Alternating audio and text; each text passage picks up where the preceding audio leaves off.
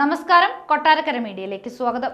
ലോക്സഭാ തെരഞ്ഞെടുപ്പിന് നാമനിർദ്ദേശ പത്രിക സമർപ്പിക്കുന്നതിനുള്ള സമയപരിധി വ്യാഴാഴ്ച അവസാനിച്ചപ്പോൾ സംസ്ഥാനത്ത് വിവിധ ലോക്സഭാ മണ്ഡലങ്ങളിലായി 290 സ്ഥാനാർത്ഥികൾ നാമനിർദ്ദേശ പത്രിക സമർപ്പിച്ചു.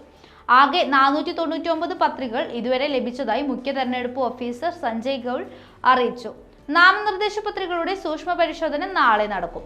ഏപ്രിൽ 8-ന് നാമനിർദ്ദേശ പത്രിക പിൻവലിക്കാനുള്ള സമയപരിധി അവസാനിക്കുന്നതോടെ സ്ഥാനാർത്ഥി പട്ടികയ്ക്ക് അന്തിമ രൂപമാകും. ഇതുവരെ നാമനിർദ്ദേശ പത്രിക സമർപ്പിച്ചിട്ടുള്ള സ്ഥാനാർത്ഥികളുടെ മണ്ഡലം തിരിച്ചുള്ള വിവരം: തിരുവനന്തപുരം 22, ആറ്റിങ്ങൽ 14, കൊല്ലം 15, പത്തനംതിട്ട 10, മാവേലിക്കര 14, ആലപ്പുഴ 14, കോട്ടയം 17, ഇടുക്കി 12, എറണാകുളം 14, ചാലക്കുടി 13, തൃശൂർ 15, ആലത്തൂർ 8, പാലക്കാട് 16, പൊന്നാനി 20, മലപ്പുറം 14, കോഴിക്കോട് 15, വയനാട് 12, വടകര 14, കണ്ണൂർ 18, കാസർഗോഡ് 13.